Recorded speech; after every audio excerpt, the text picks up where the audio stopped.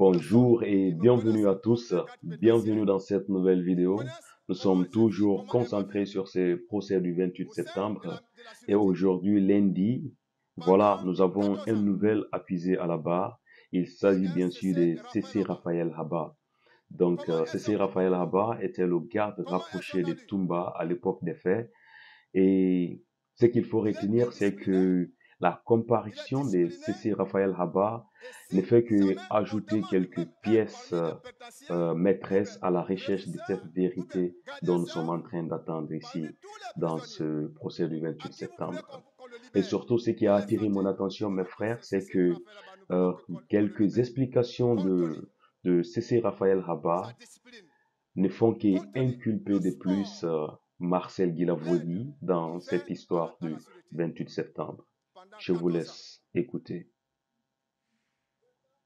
Qu'est-ce que je vais dire? Pendant les 14 ans, pendant 7 ans, je suis avec mon frère Marcel. Souvent, je l'ai demandé.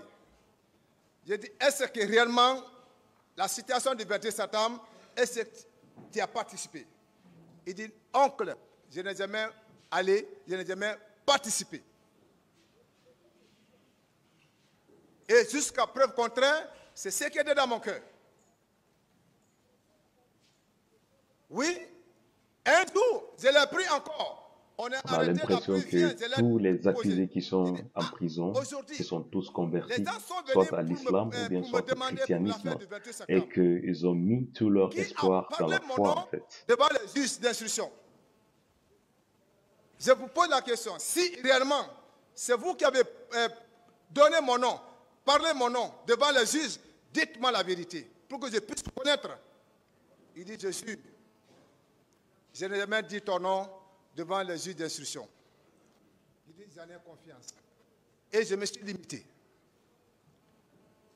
Qu'est-ce qui m'a fait mal? Toumba n'était pas avec nous. Toumba était en cavale au Sénégal. Et nous étions deux à la sûreté.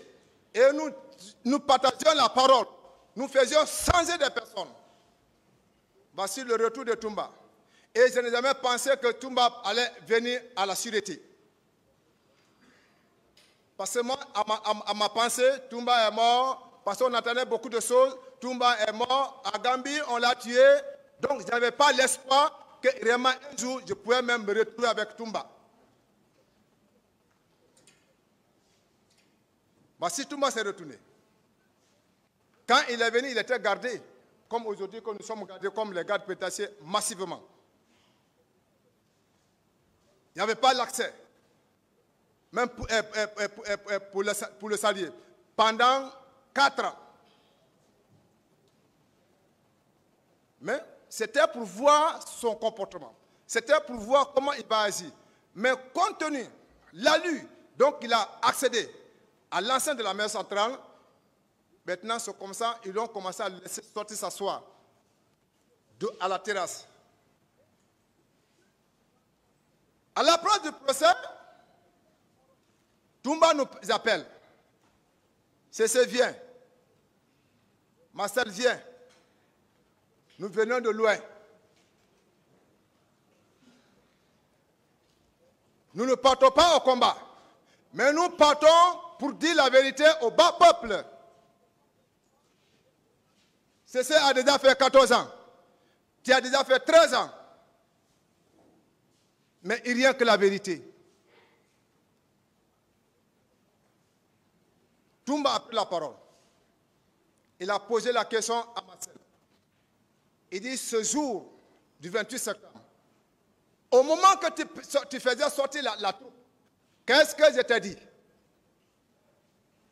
Je ne t'ai pas dit de ne pas faire sortir la troupe et que tu m'as refusé. Il dit, Toumba, oui, tout ce que tu dis, c'est réel.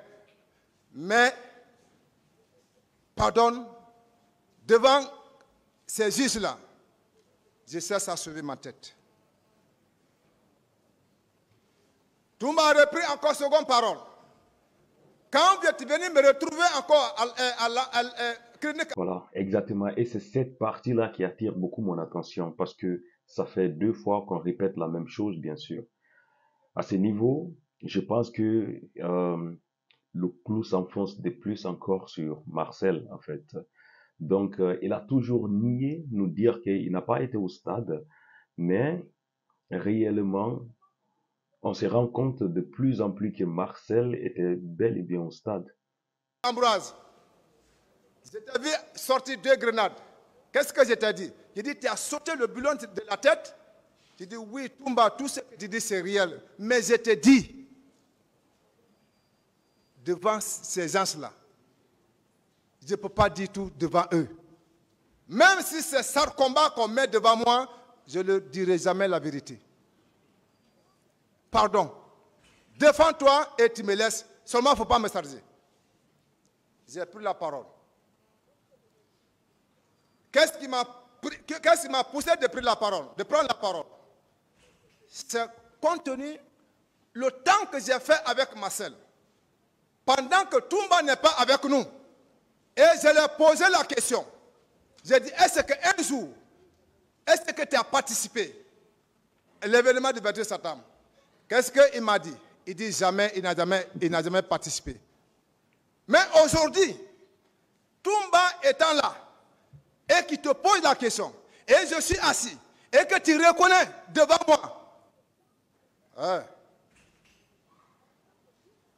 les 14 ans que j'ai fait, c'est toi qui devais parler devant les juges. Dans ces temps-là, c'est le visage Cet de homme, Marcel qui est c'est un innocent. intéressant, en fait. Cet homme, il était avec nous. À la présence, c'est quelqu'un qui n'a pas de problème. Nous connaissons son comportement. Mais tu n'as jamais me répondu affirmatif. Et aujourd'hui, Toumba te pose des questions et que tu reconnais. Ce qui veut dire, si Toumba n'était pas de retour de la maison centrale, moi, je n'allais pas sortir en prison.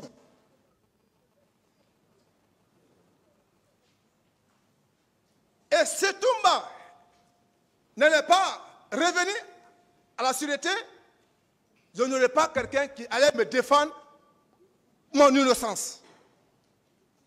Car aujourd'hui, tu reconnais que tu as été, tu reconnais que tu as envoyé la troupe, tu reconnais que tu as fait sortir grenade devant Toumba. Non? Donc, les 14 ans que j'ai fait, tu en fais partie. Je dis ça dans mon cœur.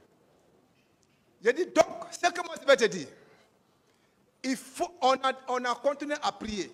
On s'est confessé. Si on était en déroute, mais Dieu nous a envoyés en prison, et qu'on s'est confessé de revenir à Dieu et d'être sincère, il faut accepter ce que tu as pu confirmer devant Toumba pour qu'au barreau, tu puisses encore confirmer devant. Il dit, oncle, je ne peux pas. Même si c'est ça, je ne peux pas répondre devant. Si c'est sur cette base, je vais recevoir la condamnation, il n'y a pas de problème. Toumba a repris la parole. Il dit, cessez. Marcel, moi, vous allez m'excuser. Je ne suis pas éduqué à dire le mensonge. Mais vous allez me pardonner. Je vais dire ma part de vérité au bas peuple. Alors, on a regardé cette vidéo, cette comparution de C.C. Raphaël Rabat. Donc, dans cette histoire, ce qu'on doit retenir, ou bien ce qu'on doit comprendre, bien sûr, c'est que, voilà, dans ces procès-là, il faut faire très bien la part des choses. C.C. Raphaël a comparé aujourd'hui, il est en train de confirmer et d'infirmer euh, la plupart de ce que Toumba a dit, bien sûr. Vous savez, dans ces procès, nous sommes que dans le procès du 28 septembre. Mais le procès du 28 septembre s'est aussi élargi et s'est étendu jusqu'à ce qu'il y a eu tentative d'assassinat sur la personne de Dadis. Mais dans ce cas ici, ce qui nous intéresse, bien sûr, c'est ce procès du 28 septembre, mes frères.